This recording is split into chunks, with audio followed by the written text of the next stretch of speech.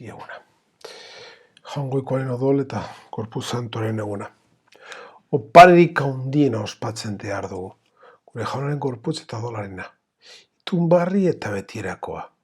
Aitatzen da liturgian. Zaharretun zaharrekoa zan eta herriak ezeutzara begirunerik erakutsi dizku historioak. Horrezegatik behar dugu itunbarria. Eta horri lotuta eskatzen jakena, erabateko zintxotasuna bedetako aitarengan uste osoa izateko. Egin bidezi zure naia eta ez neurie, esateko gauza dira lagunak.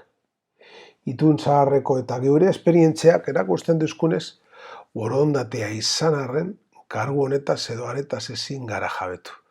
Ezinbestekoa dugu Kristo gure haragiko egitea, eta berak aitagaz, benetako ituna egitea. Jesus gizon egin zan, bektierokotasunean osagaik sartu ban itunaren giza alderdian. Jesus jaunak bere gorputzean bizi dau, jaingoikoaren eta gizadiaren arteko alkartasun hau. Eta honek, jainkoagazko alkartasuna ahalbideratzen dau. Hori zedalarik, gaur ospatzen diardun egunaren esan gura. Bere gorputz eta gurea bata bestean murgiltzen dira.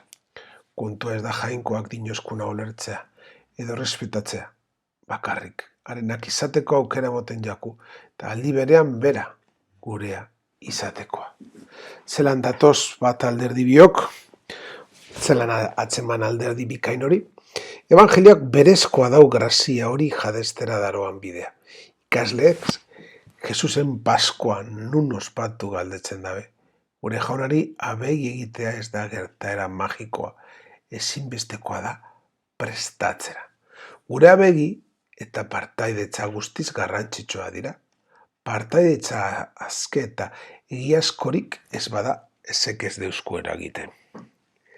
Ikusi egun zer jardun bide izan behar dugun urretzarako. Ikasleak urirantz doazela. Urpegarra daroan gizon eurengantz doala ikusten dabe. Eta haren atzetik jarraitze, dagokie.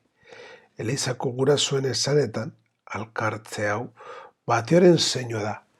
Benetan garana hau da.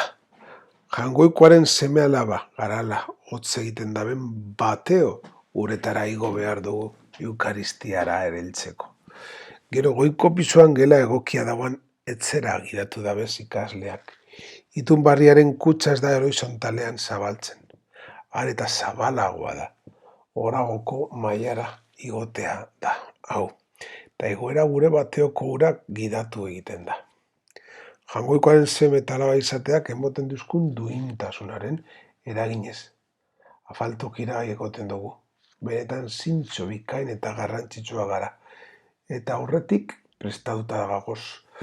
Oragoko toeak atzeko. Baina guzti honetaz jabetu eta gorako mailara igo behar dugu.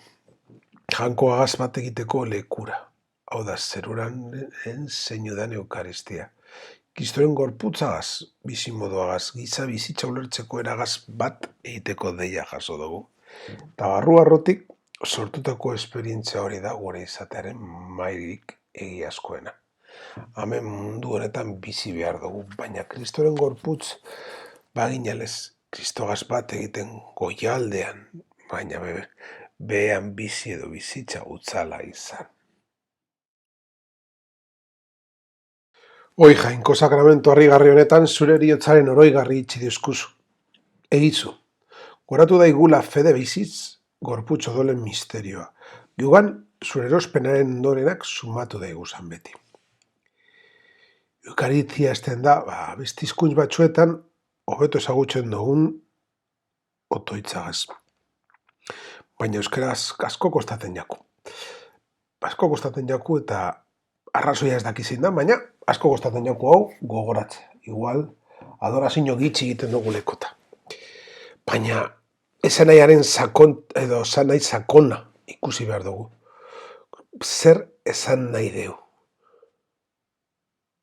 Jaungoikoaren aurrien gurtzeko kapaz izan behar gara. Gurtu mundura eroateko. Misterioa sakratua horiek gurtzerakoan kapaz gara eskatzeko Eta hause da hurrengo pausoa. Emon behar dugune, baina Kristoren gandik etorten dan berrerospen hori, behar bezala balorau ahal behar dugu. Emoiozu, honez zeure eleizari jauna batasunaren eta bakearen doaia.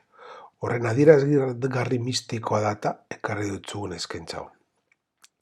Toitxonek erakusten duzku nori zuzenduta dagoan eta zer eskatzen zaion emon jauna eskatzen deutzagu jaunari emon dizaguten bakearen eta batasunaren doe horiek.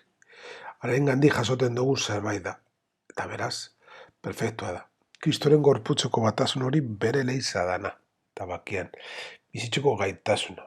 Jasotakoa doen irudikapen hori eta Kristoren gorputzaren zati bat izateko. Kristoren norabide berean ere egiten saiatzen dana. Bera dugu egiazko eta betiko abadea. Behin betiko sakrifizio barria eratu gurarik, bere burua eskaini utzun opari salbagarri, eta guri egin duzkun opari hau beraren oroigarri eskaintzeko. Holan guretzat eskainitako gorputza jatean indarrez beteten gara, eta guretzat isuritako odola edatean gure pekatuetek garbitzen. Eukaristiaren lehenengo prefazioa da, betirako alientzaren sakrifazio esartzen dauan, benetako abade bakarragaz berba egiten duzku. Abade, altara eta biktima daneaz, soilik berba inez. Pertsona importantena Kristo da, nahiz eta ez egun berari zuzenduta. Kristo bere buruaz egiten dauan oparia, gure bizitza izan behar dauan modua da.